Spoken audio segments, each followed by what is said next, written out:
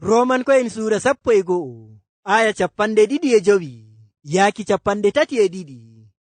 Allah e yurminana ko moye. Bandiraaɓe am, mi yiɗaa ndullon anduki sirru ɗum, ngam to ngarton ɓe mangu hoore.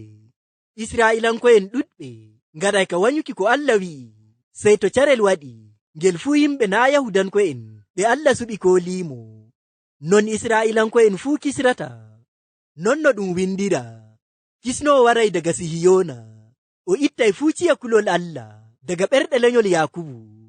Kanjum woni alkawal ngal ngaadaymi e maɓɓe, carel ngel njaafantomi ɓe hakkeji maɓɓe. Yahudanko'en ngarti waywayɓe Allah, ngam ɓe nganyi habaru belɗum.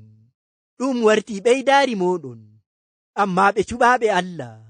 Haa joni emo yiɗi ɓe, ngam o waɗani mama en maɓɓe alkawal. Ngam Allah waylata ɓernde muɗum dow mo o suɓi, emo o yurminani. Ndenno onon yimɓe naa Yahudanko'en, on nganyino Allah, amma joni o yurminani on, ngam Yahudanko'en nganyi ngaɗa ko o wi'i. Non ma Yahudanko'en ɓe nganyi ɓe ngaɗa ko Allah wi'i, ngam e laawol yurmende nde Allah holli on, kamɓe ma o yurminana ɓe. Allah wartiri fuu yimɓe bo curaaɓe, ngam ɓe nganyi waɗuki ko o wi'i.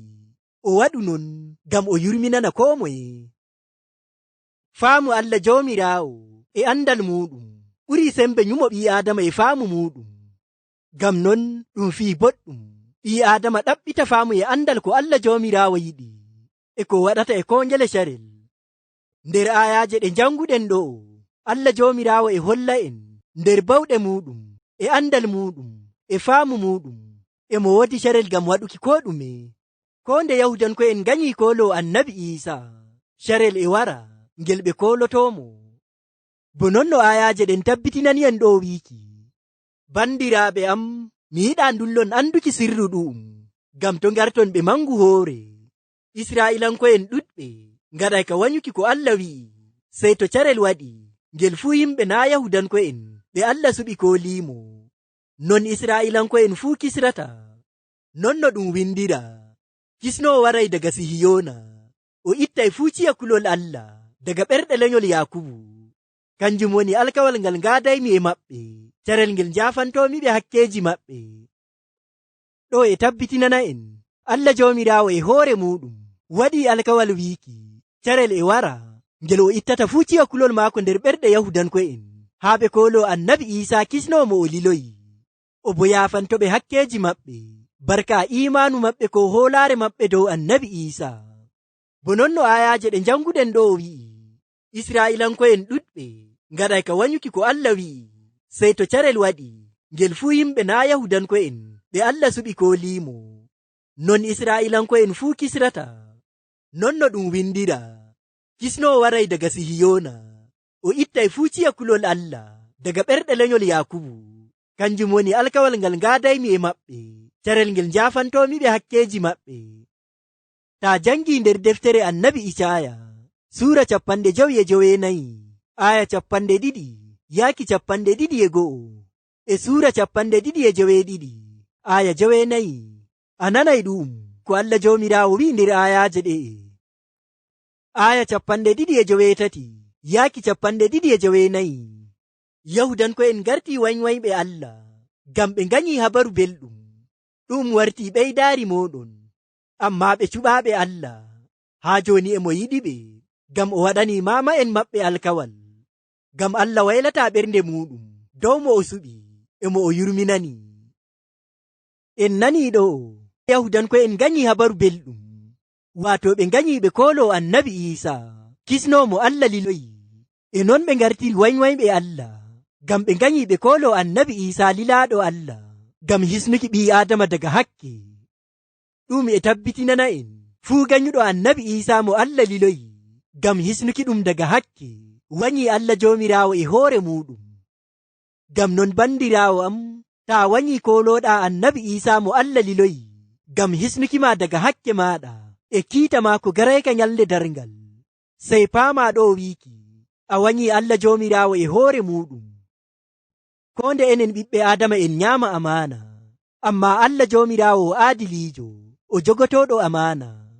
Ngam en nani ɗo, ko nde Yahudanko'en nganyi kolo annabi Isa, fuu e non barka alkawal Allah imama'en maɓɓe, wato annabi Ibrahim, Isaaku, Yakubu, ɓe cuɓaaɓe Allah, gam non mo yiɗi ɓe, gam alkawal ngal Allah waadi imama'en maɓɓe.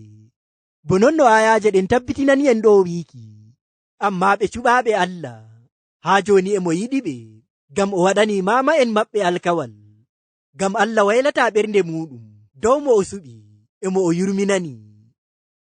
Aya 30 yaaki 32 wi'i, nden no onon yimɓe na Yahudanko'en, on ganyino Allah, amma joni o yurminani on, gam Yahudanko'en ganyi ngaɗa ko o wi'i.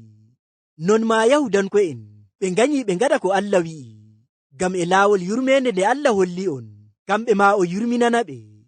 Allah wartiri fuu yimɓe bo curaaɓe, gam ɓe ganyi waɗuki ko o wi'i. O waɗu non gam o yurminana ko moye. En nani ɗo, bo non no enen yimɓe na Yahudanko'en ko koloɗen annabi Isa, nden no en waywayɓe Allah, wato en gaɗata ko Allah yiɗi.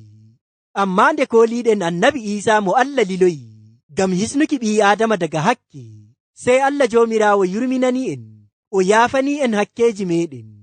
Non ma Allah jomirawo yurminanta Yahudanko'en ganyuɓe kolo annabi Isa, to ɓe tuubi ɓe kolake annabi Isa mo o liloyi, gam hisnukiɓe daga hakke. Bo non no o yurminani en enen yimɓe na Yahudanko'en koliɓe annabi Isa.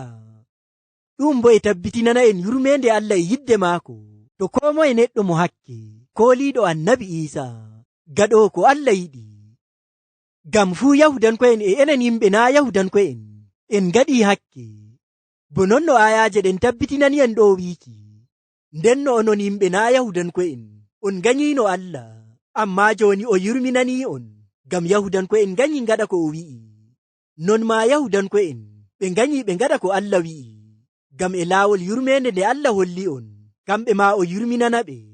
Allah wartiri fuu yimɓe bo curaaɓe, gam ɓe ganyi waɗuki ko o wi'i. O waɗu non gam o yurminana ko moye. En nani ɗo, Yahudanko'en e enen yimɓe na Yahudanko'en, Allah jomirawo holli en yidde muɗum e yurmende muɗum, e laawol lildoyki annabi Isa, gam hisnuki ɓi Adama fuu daga hakke.